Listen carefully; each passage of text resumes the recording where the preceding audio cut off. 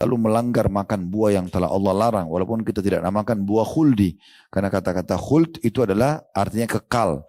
Iblis yang berkata kepada Nabi Adam, hai Adam, mau enggak saya tunjukkan kepadamu syajaratul khuld, pohon yang bisa mengekalkan. Tapi dia bukan dinamakan pohon khuldi, ya, bukan buah khuldi. Khuld itu artinya kekal. Iblis yang bilang, hai Adam, sama istrinya Hawa, mau enggak saya tunjukkan kepadamu pohon yang kamu dilarang itu makan oleh Allah, yang bisa mengekalkan. Kalau kamu makan, kamu akan kekal. Maka keluarlah istilah ini. Lalu Nabi Adam memakannya, melanggar perintah Allah subhanahu wa ta'ala. Lalu Allah menghukumnya dengan menurunkan di muka bumi. Lalu mulailah terjadi estafet manusia pertama sampai nanti akhir manusia yang hidup di akhir zaman. Kita tahu teman-teman sekalian bahwasanya selama hidup ada yang diutus oleh Allah para nabi dan rasul untuk membawa syariatnya.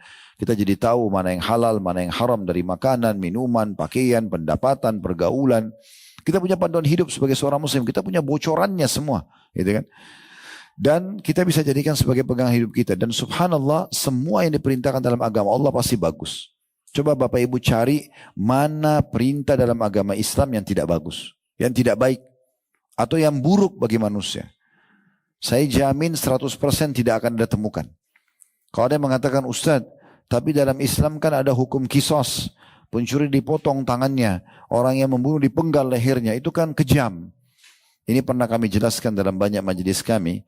Orang yang mengatakan kisos, hukuman fisik bagi para pelanggar agama itu keras, ini orang yang belum mengalaminya.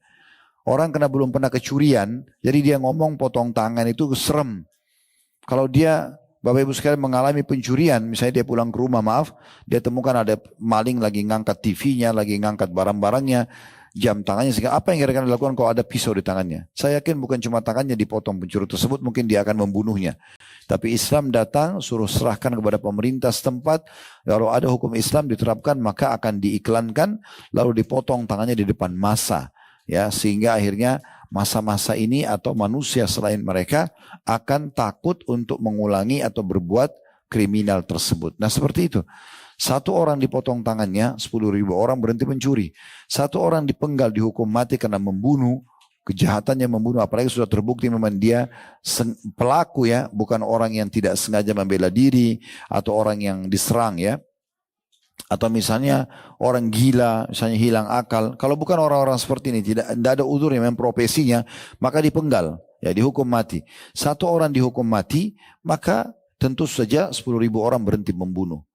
Dan tentu kita tidak asing, di dunia pun ada hukum-hukum, selain Islam pun ada. Tapi mereka menggunakan senjata sniper menembak, hukuman mati. Tapi dalam Islam ada.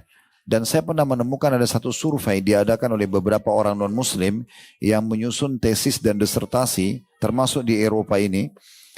Pernah ada beberapa mahasiswa mengadakan penelitian, kira-kira untuk para pelaku kriminal kelas kakap nih, ya, yang sudah sampai pada level dihukum mati. Di masa dulu di Eropa ini, mungkin Bapak Ibu di masa tahun 1920-30-an yang lalu, ya, itu 100 tahun yang lalu mungkin, ya, kurang lebih, itu kalau dieksekusi memang dipenggal, ya, ditaruh di kepalanya di satu tempat, tangannya diikat, lalu pisaunya turun dari atas, memang hukuman mati. Tahun 1800, 1700 itu di masa itu memang dipenggal, ya. Dan itu memang tata cara yang sudah tidak asing dengan manusia. Sekarang berkembang pakai sniper, ditembak mati. Lalu ada penelitian sekarang, ada beberapa jenis hukuman untuk mematikan manusia pelaku kriminal kelas kakap, ya. Memang sudah harus dibunuh. Ada yang menggunakan sniper, tembak. Itu pun penembak itu tidak pernah satu orang. Pasti beberapa orang. Karena takutnya nanti yang satu ini meleset, tidak mematikan, dia kesakitan. Tujuannya mematikan. Maka ada yang tembak di titik ini, ada yang tembak di titik itu. Ada juga yang menggunakan kursi strum, ya. Ada juga yang menelan semacam jenis racun tertentu yang bisa mematikan dia. Tapi itu semua masih merasakan sakit. Dan diadakan survei penelitian, ternyata kisos menggunakan pedang itu jauh lebih cepat eksekusinya dibandingkan yang lain. Karena tujuannya adalah memberhentikan kriminal orang ini dengan menghukum mati kepada dia. Jadi seperti itu. Orang pun yang mengatakan bahwasanya hukum kisos kepala itu kejam, orang yang belum pernah mengalaminya. Kalau seandainya orang pulang ke rumah, naudzubillah dia temukan istrinya diperkosa, anaknya dibunuh, hartanya dirampas, apa yang akan dia lakukan? Mungkin bukan cuma si pelaku yang akan dia bunuh, tapi mungkin akan terjadi perang keluarga, perang suku, bahkan bisa perang negara. Maka Allah sudah mengatur dengan tata cara yang baik. Makanya Allah mengatakan tentang kisos, hukuman fisik ini, walakum fil qisasi hayatun ya ulil albab. Pada kisos itu ada kemakmuran kehidupan bagi kalian, hai orang-orang yang berakal. Jadi ini saya sedang membahas, menyinggung tentang level bagian dari syariat kita yang paling disorotin oleh banyak orang non-muslim, dianggap kejam. Kalau yang lainnya puasa, sholat, zakat, semuanya baik-baik. Tidak ada sesuatu yang buruk gitu ya. Sebab ini dikerjakan sangat ringan. Setiap kali Bapak Ibu sekalian ada orang yang datang ke kantor kami atau ke masjid kami taklim di Indonesia dan mau masuk Islam, saya yang pada pertama saya tanya, kenapa Anda mau masuk Islam? Saya tanya dulu, kenapa mau masuk Islam? Kalau dia masuk Islam hanya karena pernikahan, karena memang ada yang datang beberapa kali, dia datang dengan calon pasangannya orang muslim atau muslimah, setelah syahadat mau nikah gitu. Ada yang kena pernikahan, ada yang kena faktor ekonomi, ada yang kena faktor politik, karena melihat kita mayoritas muslim di Indonesia.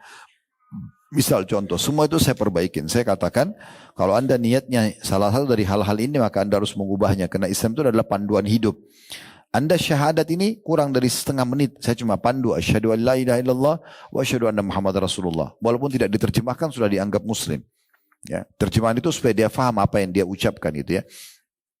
Maka Anda sudah muslim. Tapi Anda harus faham, setelah masuk Islam, Islam akan menjadi panduan hidup Anda. Makanan, minuman, pakaian, pendapatan, pergaulan, semua diatur dengan Islam. Anda siap dengan itu? Dia bilang iya, saya pandu syahadat. Nah setelah saya pandu syahadat, saya pandu begini. Anda cuma fokus kepada dua hal saja dalam Islam. Yang pertama rukun Islam, yang kedua rukun iman. Ini saja. Ya. Kalau rukun Islam, ibadah, kita sudah tahu selain syahadat, sholat 5 waktu. Kebetulan ada cukup banyak di antara mereka yang Nasrani.